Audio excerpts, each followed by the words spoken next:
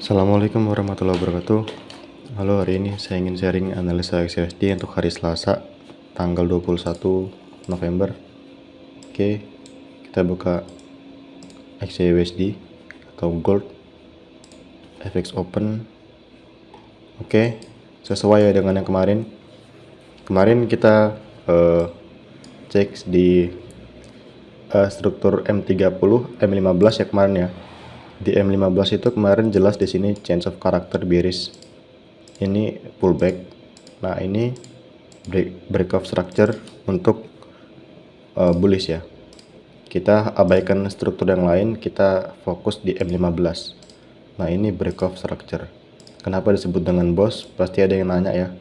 Nah, di sini kita bahas secara detail. Nah, di sini kita lihat ini adalah pullback, yang mana pullback terakhir yang diambil itu akan menjadi inducement.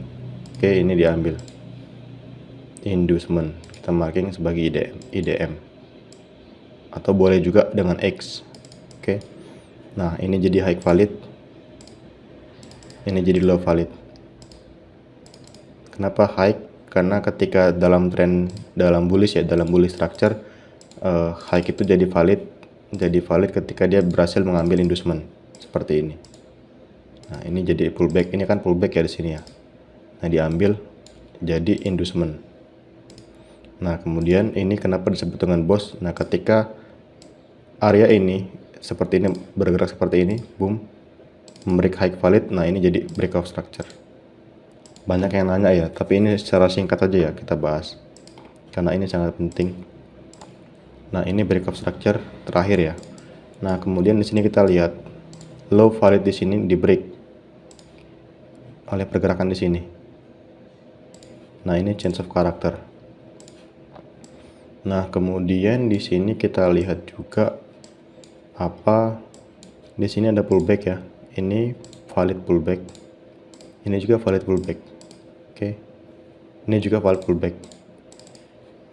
Yang mana Bang inducement di antara 3 pullback ini? Yang di sini, yang paling bawah yang diambil. Nah, itu inducement. Ini kan trennya bearish ya. Jadi kalau bearish sebaliknya ya. Kalau bearish seperti ini. Nah, low ini akan jadi valid ketika mengambil inducement. Ini pullback ya, diambil ya. Nah, ini jadi low valid. Nah, seperti itu. Nah, ini akan jadi valid, high ini akan jadi valid ketika dia membreak low valid dan jadi breakout structure. Sebaliknya dengan bullish ya. Ini hal yang simple tapi harus detail. Kenapa detail? Karena kita harus memahami pullback yang valid seperti apa. Nah, ini pullback yang valid ya. Nah, ini inducement. Nah, dia hanya mengambil area ini lalu turun lagi membentuk breakout structure di sini. Nah, kemarin kita memarking area ini sebagai liquidity ya, atau sell side liquidity. Dan ketika di break ini akan jadi boss. Oke, sesuai ya, dia di break. Nah, kemudian kita kemarin memarking ini sebagai zone buy. Dan sekarang dia respect dari sini lalu naik. Nah, pertanyaannya sekarang apakah kita akan fokus dari buy atau sell? Di sini kita akan mencari konfirmasi sell. Ini supply M15. Nah, tapi sepertinya karena trennya kuat bullish, enggak deng, belum tentu ya. Bisa aja di sini dia muncul breaker atau muncul cok di M1, kita bisa sell. Gimana Bang contoh coknya? Kemarin di sini ya, di area ini muncul cok nih di sini nih. Ntar kita bahas. Nah, di sini kalau misalnya high ini di break, ini akan jadi change of character untuk bullish. Oke. Nah, kita akan mencari contoh cok ya. Nah, di area ini sebentar kita hapus. Di area ini di M1 kemarin ada cok. Kita ke M1. Cok buy. Karena kemarin itu trennya bearish, jadi kalau misalnya kita menemukan cok buy, targetnya itu nggak jauh ya. Di sini kita lihat ini pullback. Oke, valid. Ini juga pullback. Oke, valid. Pullback yang di sini ya diambil, oke. Sama pergerakan di sini. Secara struktur seperti ini. Nah, ini inducement. kemudian ini ngebreak low valid ya. Coba kita marking seperti ini ya strukturnya, pullback, pullback, pullback diambil, lalu break structure. Nah ini inducement.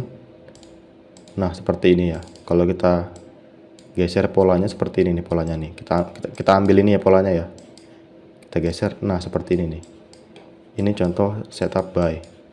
Tapi ini nggak clean ya. Kalau clean kan seperti ini nih kalau kita bentuk.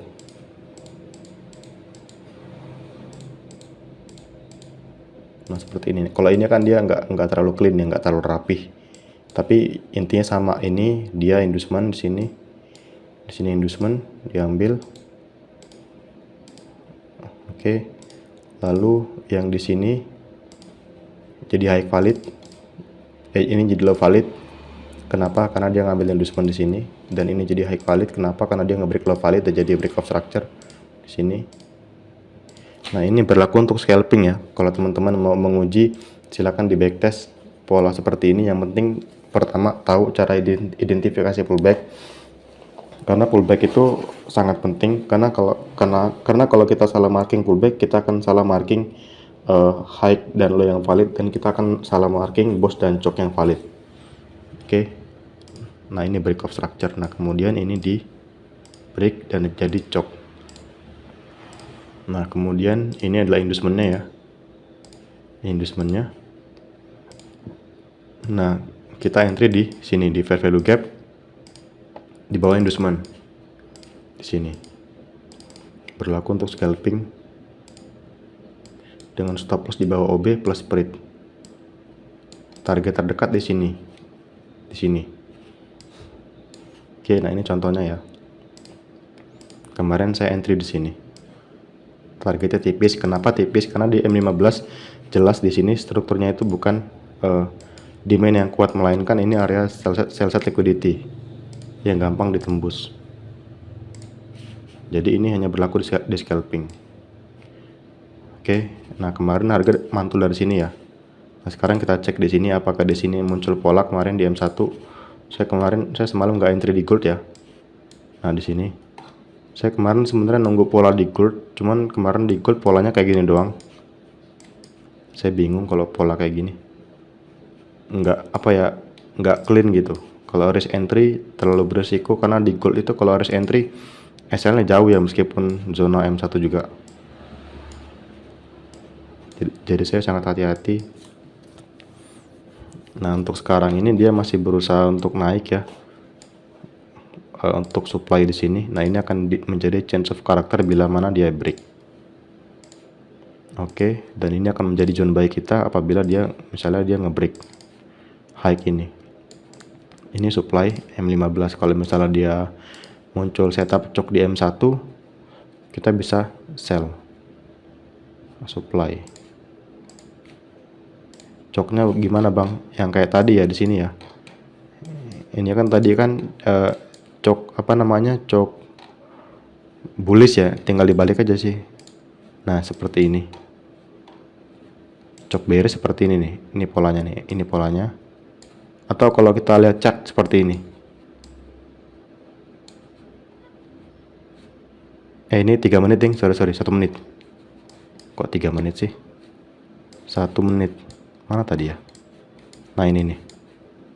Nah ini kalau misalnya kita marking secara mekanikal seperti ini. Coba kita hapus. Ini pullback. Oke, valid. Dan jika pullback valid, nah pullback sini diambil. Break of structure, choke, inducement. Nah seperti ini. Coba kita geser polanya. Tuh. Ini nggak clean tapi ini valid. Kalau clean mungkin seperti ini ya. Sorry. Boom. Ini mungkin seperti ini, baru seperti ini. Seperti ini. Atau dia break duluan seperti ini. Inducementnya di sini.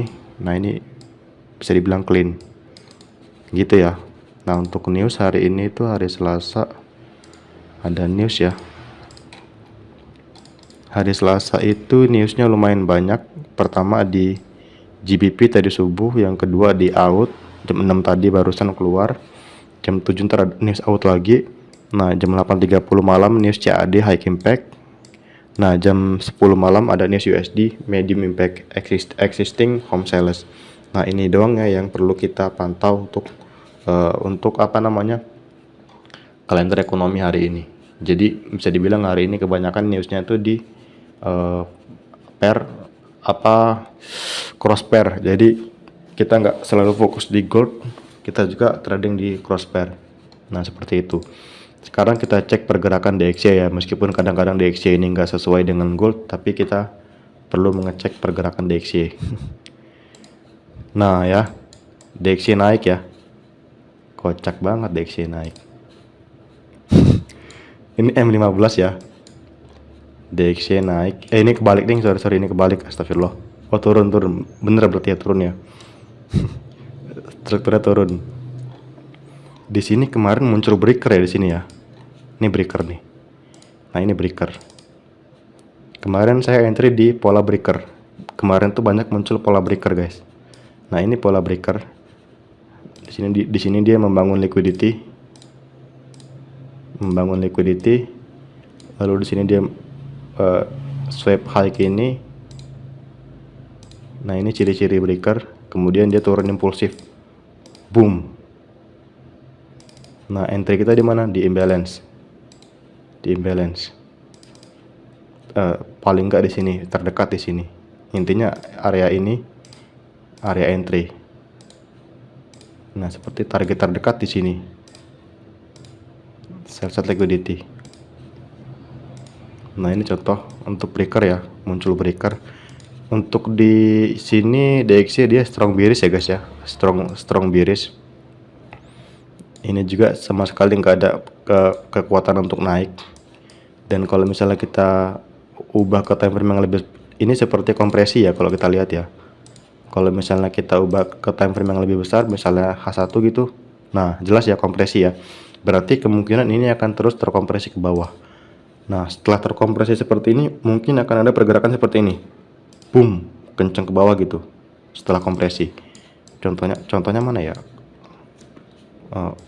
Setelah kompresi seperti itu biasanya muncul seperti itu, pola seperti itu.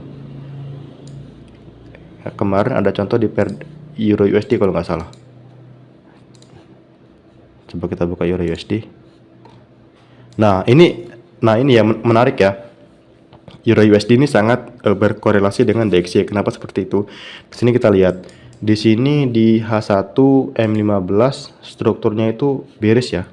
Nah ini ada breaker nih di sini, breaker bullish. Sedangkan tadi di DXY tadi, coba kita buka ya, kita pisahkan aja ya karena saya nggak pakai yang premium.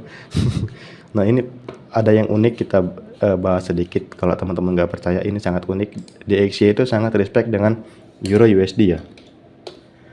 Nih ya, kita buka ya. Nah coba kita buka M30. Oke. Nah ini kita balik ya, ini DXY versi DXY ya, sedangkan ini Euro USD ya. Oke, Euro USD M30. Di sini kita lihat di Euro USD dia terkompresi bullish. Nah, sedangkan di DXY terkompresi bearish. Oke.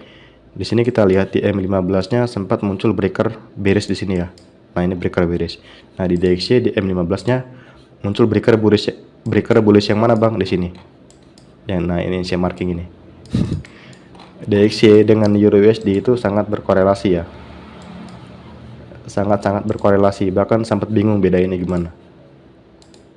Tapi kalau sama gold jangan terlalu berharap ya, karena gold itu adalah sesuatu makhluk yang paling unik. Jadi jangan berharap dengan gold akan sama dengan DXY. Oke, itu aja ya guys ya untuk hari ini, semoga bermanfaat. Terima kasih. Assalamualaikum warahmatullahi wabarakatuh.